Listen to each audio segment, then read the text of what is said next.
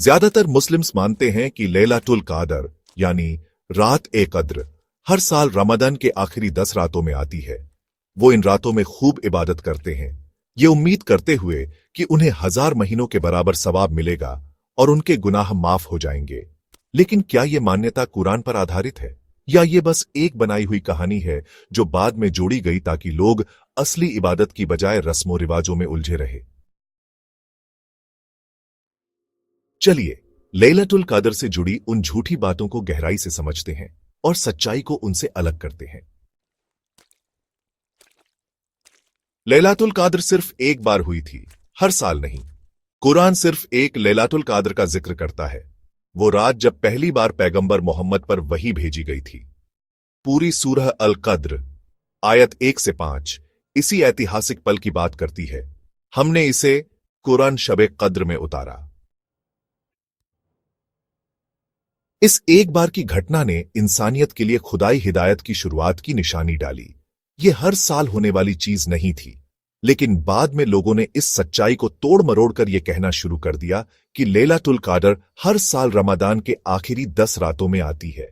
अगर यह सच होता तो क्या खुदा इसे कुरान में साफ साफ नहीं बताता, जैसे उसने दूसरी सूरह की 185 आयत में रमजान के रोजे रखने के बारे में बताया है। दरअसल बार बार आने वाली लैलातुल कद्र का यह विचार सदियों बाद लोगों ने बनाया ताकि दिखावटी इबादत को बढ़ावा दिया जा सके और लोगों को ईमान की असली भावना से दूर किया जा सके, जो है रोजमर्रा की जिंदगी में खुदा के हुक्म मानना। लैलातुल कद्र की तारीख एक उलझा हुआ रहस्य। कुरान हमें कभी नहीं कहता कि लैलातुल कद्र को ढूंढो या उसकी तारीख के बारे में कोई इशारा देता है। फिर भी हदीस के स्रोत इस विषय पर विरोधाभासों से भरे हैं। कुछ हदीसों का दावा है कि मोहम्मद को सही तारीख पता थी, लेकिन बाद में वो भूल गए। दूसरों का कहना है कि यह रमजान की आखिरी 10 रातों में होती है, लेकिन इस बात पर असहमत हैं कि यह 21वीं, 23वीं, 25वीं, 27वीं या 29वीं रात को है। कई विद्वानों ने बिना किसी ठोस सबूत के सुविधा के लिए रमजान की 27वीं तारीख को ही मान लिया। इतनी महत्वपूर्ण बात कैसे अंदाजे और विरोधाभासों पर आधारित हो सकती है? खुदा अपने हुक्मों में कभी अस्पष्ट नहीं होता। लैलातुल कद्र को लेकर जो कंफ्यूजन है वो साबित करता है कि यह हर साल वाला कॉन्सेप्ट बाद के विद्वानों ने गढ़ा है। क्या हर साल फरिश्ते उतरते हैं? एक और गलतफहमी। कुरान कहता है उसमें फरिश्ते और रूह जिब्रील अपने रब के हुक्म से हर काम के लिए उतरते हैं।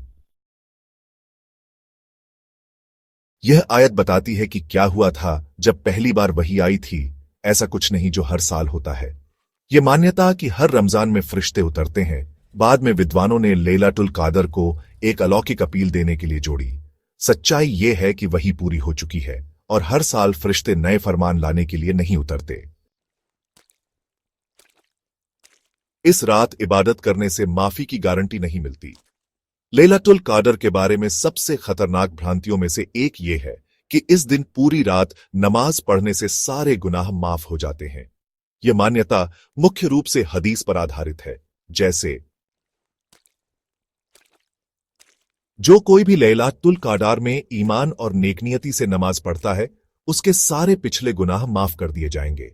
लेकिन यह कुरान के विपरीत है, जो एक रात की नमाज के लिए तुरंत माफी की शिक्षा कभी नहीं देता।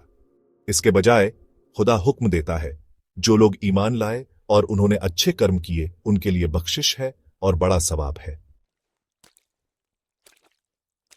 हर साल आने वाली लैलातुल कद्र का विचार एक मुख्य उद्देश्य पूरा करता है, धार्मिक अनुयायियों को नियंत्रित करना, उन्हें खुदा की सच्ची इबादत के बजाय रस्मों पर केंद्रित करके। रोजाना अच्छे कर्मों पर जोर देने के बजाय लोगों को एक ही रात में सवाब का पीछा करने के लिए कहा जाता है। निष्कर्ष, लैलातुल कद्र के बारे में सच्चाई। असली लैलातुल कद्र सिर्फ वो रात थी जब कुरान की वही शुरू हुई थी। यह कोई हर साल होने वाली घटना नहीं है। कुरान हमें कभी नहीं कहता कि इसे ढूंढें या किसी खास रात में माफी के लिए दुआ करें। लैलातुल कद्र एक ऐतिहासिक पल था। कोई सालाना त्योहार नहीं।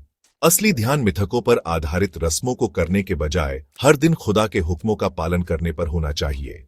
अब समय आ गया है कि हम इन झूठी परंपराओं से जागें और सिर्फ खुदा के कलाम पर आधारित शुद्ध एकेश्वरवाद की ओर लौटें।